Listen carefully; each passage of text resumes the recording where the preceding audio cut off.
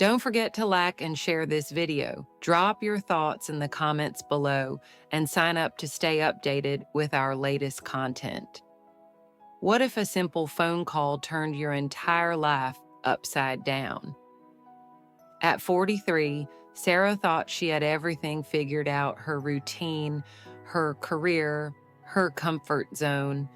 But one ordinary Wednesday afternoon, an unexpected call from her boss offered more than just a promotion. His words were flattering, maybe too flattering. What began as a professional conversation slowly unraveled into something deeply personal, something that made her question everything she thought she knew about herself, her future, and what she truly wanted. Could this be the opportunity of a lifetime, or the beginning of a complicated emotional journey? It started just like any other day. Sarah woke up, made her usual cup of coffee, and settled at her desk to begin the daily grind: emails, meetings, endless checklists. At 43, life had become predictable, even dull. There was a strange comfort in the routine, but lately that comfort had started to feel like a cage. The hours blurred together until the phone rang, a number she didn't recognize. Normally, she'd let it go to voicemail, but something made her answer. "Hello," she said, cautious. "Hi, is this Sarah Turner?" came a calm, professional voice. "Yes," she replied. "This is Mark Johnson, your boss. How are you today?" Sarah sat up straighter. Mark rarely called directly, and when he did, it was always scheduled through his assistant. A flicker of nervous excitement ran through her. Had something gone wrong? "I'm doing well," she answered, masking her curiosity. "Just working through the usual." Mark paused. She could hear papers rustling, or maybe fingers tapping a desk. The silence stretched just long enough to feel strange. "I wanted to talk to you about something important," he finally said. Sarah's heart skipped. Important? They had just wrapped up a major client project. There was no review scheduled. Was this about her performance, a new assignment? "Is everything okay?" she asked, suddenly alert. Mark chuckled, but it wasn't the easy kind of laugh she was used to. It was tight, careful. "Everything's fine, actually, better than fine." She let out a slow breath, trying to steady her thoughts. "Sarah," he continued, "we've been looking at your performance over the past year. You've really exceeded expectations. I have something to offer you, something I think you'll be very interested in." Suddenly, her predictable day had cracked open. The ordinary had shifted, and in that shift, something unexpected, maybe even life-changing, was about to unfold. Sarah leaned back in her chair, her fingers unconsciously tightening around her coffee mug. Mark's words echoed in her mind. "I have something to offer you." She'd worked hard over the years, delivered consistent results, mentored new team members, and led projects to success. But still, something about this offer, this moment, felt different. "What kind of opportunity?" she asked, trying to keep her voice steady. Mark didn't answer right away. When he finally spoke, his tone had shifted, subtly more deliberate. "It's a new role," he said. "Something exclusive. It's not been officially announced yet, but we're creating a high-visibility team to represent the company on an upcoming global project." Sarah blinked. "Global project?"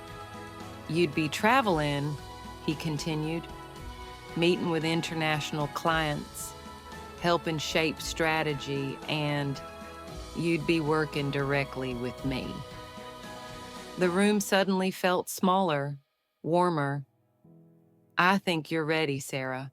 You've proven yourself time and again. This role isn't for everyone. It requires commitment, flexibility, and complete trust." Something about the way he said trust made her pulse quicken. She sat in stunned silence for a moment. It was everything she had once dreamed of: leadership, recognition, a challenge that would push her beyond the monotony. And yet, there was an undercurrent in Mark's voice that she couldn't quite place. Was it admiration? Something else? "I won't lie," he added. "It's not an easy path. You'll need to make personal sacrifices. But the rewards, they could be life-changing." Sarah's mind spun with questions. Why now? Why her? Was this truly about her performance? Or was there something deeper behind this unexpected offer? Still, despite the uncertainty, she felt something stir within her, a long-forgotten excitement, a spark. "I'm interested," she said softly yet firmly. Mark paused, then responded with a warmth that felt unusually personal. "I was hoping you'd say that." But what he said next would shift everything from a career opportunity to something far more intimate than she could have imagined. Sarah's heart was still racing from the idea of the new role when Mark's tone shifted again this time, noticeably more intimate. The energy on the call had changed. What had started as a professional conversation was veering into unfamiliar territory.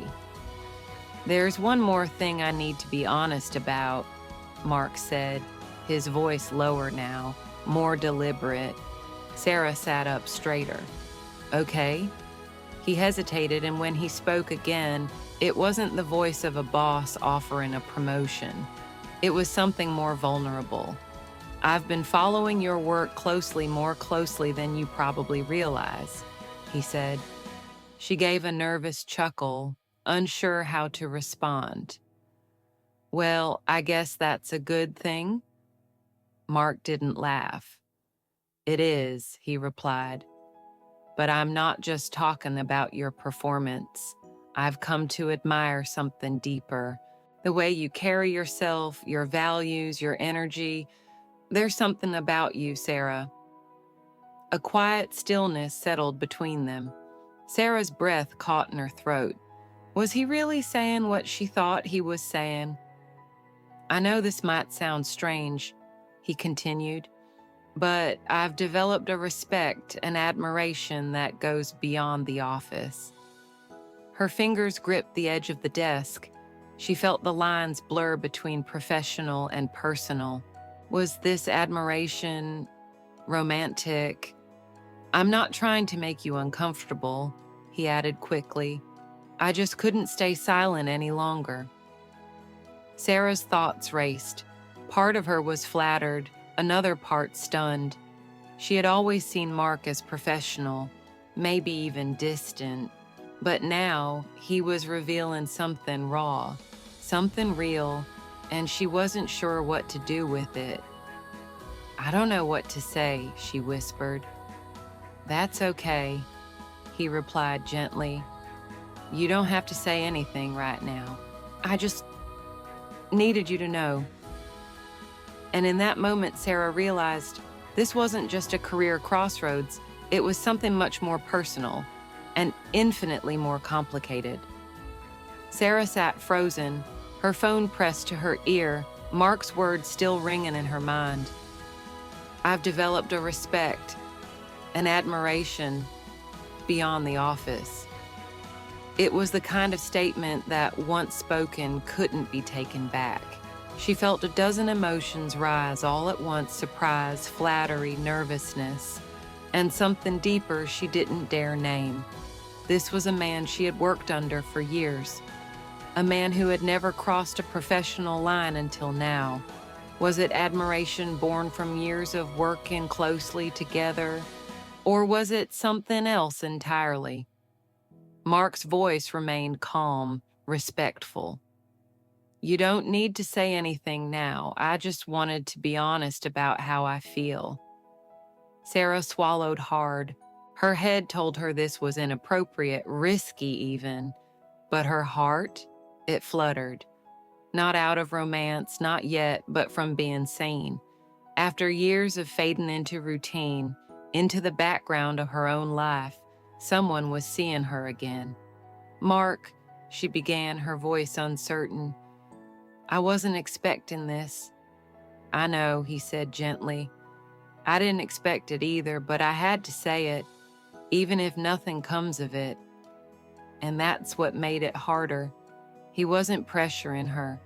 He wasn't asking for anything. Just honesty. Just possibility. As they ended the call, Sarah sat in silence, the weight of it all settling on her shoulders. Had she misread the moment? Or had a new chapter just opened without warning? She didn't know how to feel. This wasn't part of any plan. It wasn't safe or clear or easy. But deep down, beneath the confusion, something had stirred, a sense of aliveness, of being at a crossroads she never saw coming. For the first time in a long time, Sarah didn't know the next step, and strangely, that terrified her and thrilled her all at once. The days that followed were a blur. Sarah went through the motions, attending meetings, answering emails, checking off tasks, but her mind wasn't present. It kept circling back to that phone call, to Mark's voice, to the unexpected honesty that had stirred something deep inside her. She had played it over in her head 100 times. Was it real? Had she imagined the depth in his words? And more importantly, what did she want now? One thing became clear. She couldn't move forward without clarity. A conversation over the phone wasn't enough. There was too much unsaid, too much hanging in the air. She needed to see Mark, to look him in the eye, to face this, whatever this was, with the same honesty he had offered her. So, she did something bold. She picked up the phone, called his office, and asked if he had a few minutes to meet. Mark didn't hesitate. "Of course," he said, his voice warm but cautious. "Come by whenever you're ready." The next morning, Sarah arrived early, her nerves wound tight. She stood in the parking lot taking deep breaths, her palms slightly sweaty. She wasn't just stepping into his office, she was stepping into the unknown. When she finally walked in, Mark rose from his desk immediately. His expression was soft, unreadable. "Sarah," he said, "I'm glad you came." She nodded, her voice calm despite the tension pulsing through her. "I've been thinking a lot about what you said." His eyes searched hers, waiting. "I don't know where this will lead," she continued, "but I can't ignore how I feel. I want to take the risk." A flicker of vulnerability passed over his face, followed by relief. "You mean it?" he asked. She nodded again. "Yes, I mean it." It wasn't a promise, it wasn't certainty, but it was real. And that was the first step forward. For a long moment, neither of them moved. The air in the office felt heavier now, charged not with tension, but with unspoken understanding. Mark stepped out from behind his desk, his movements careful, measured, as if he didn't want to shatter the fragile space between them. "I never wanted to pressure you," he said softly. "I just couldn't keep pretending anymore." Sarah looked at him, really looked. Gone was the confident executive who led meetings with precision and clarity. In his place stood a man exposing a part of himself most never saw: uncertainty, hope, fear. She felt a wave of empathy rise in her chest. "I know," she replied, "and I respect you for saying what you did." Her words seemed to settle something in him. He smiled, not the polite, corporate smile she was used to, but a real one, tired, grateful. They sat down, facing each other without the formality of a desk between them. For once, titles didn't matter. It wasn't boss and employee. It was two people navigating a moment that neither of them had planned for, but somehow both had been led to. "There's still a lot we don't know," Mark said after a pause. "I don't want to pretend this will be simple." "It won't be," Sarah agreed, "but that doesn't mean it's not worth exploring." She could see the surprise in his eyes, not at her interest, but at her courage. He wasn't used to seeing her like this. Maybe she wasn't used to it either. Vulnerability was scary, but in this moment, it didn't feel like weakness. It felt like strength. The strength to say yes to the unknown, to admit they were both unsure, but still willing to take a step forward. No promises were made, no boundaries crossed, but something shifted. Respect had opened the door. Honesty had kept it open. And now, in the quiet hum of the office, something new was beginning. In the days that followed, Sarah felt something subtle but profound begin to change, not just in how she saw Mark, but in how she saw herself. They didn't rush into anything. There were no grand gestures, no whispered promises. Instead, there were small, meaningful moments. A brief glance during a meeting, a quiet good morning that held more weight than it used to. The occasional check-in email that felt warmer, more personal. It was slow, careful, and honest. Sarah had always taken pride in being practical, grounded. She had followed the rules, stayed within the lines, kept things neat, but this blurry space between professional and personal was anything but neat. And yet, she didn't feel out of control. She felt alive. Mark never pushed, never demanded clarity before she was ready. He respected the space they both needed, and in that space, something grew. A mutual respect, yes, but also a connection that felt authentic, rooted in who they were, not who they pretended to be. For Sarah, the shift wasn't just about a man. It was about giving herself permission to grow, to step out of the safety of the familiar and into something undefined. She had spent years supporting others, her coworkers, her family, her friends, but now she was choosing herself too. In the quiet of her apartment one evening, she sat with a cup of tea and thought about how different everything felt, not because life had suddenly become easy, but because she was finally letting herself experience it fully. No more autopilot, no more shrinking to fit a version of life that no longer served her. Whatever this thing with Mark would become, a friendship, a partnership, or something more, wasn't the point anymore. The point was, she was choosing growth. She was choosing to connect, not just with him, but with herself. And for the first time in years, that felt like enough. As the weeks passed, Sarah began to realize that the real transformation wasn't happening between her and Mark. It was happening within her. Every conversation, every quiet moment of reflection peeled back layers she hadn't even known were there. For so long, she had defined herself by structure, her job, her responsibilities, her predictability. But now, with this unexpected shift in her life, she was beginning to see herself differently, not just as someone dependable, but as someone brave. Her connection with Mark, though still undefined, had become a mirror. It reflected her strength, her vulnerability, her desire to feel something more than just comfort. And most importantly, it reminded her that it was okay to change even after 40. Even after building a life others might already consider settled. There were still moments of doubt. Some days she questioned her judgment. Was she being foolish? Was she risking too much? But each time she caught her reflection in the mirror, or looked at a calendar filled not just with deadlines, but with possibilities.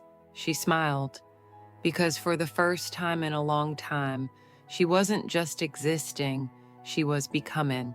The path ahead was still uncertain. Whether she and Mark would grow into something lasting or simply remain a meaningful chapter in each other's lives didn't need an answer yet.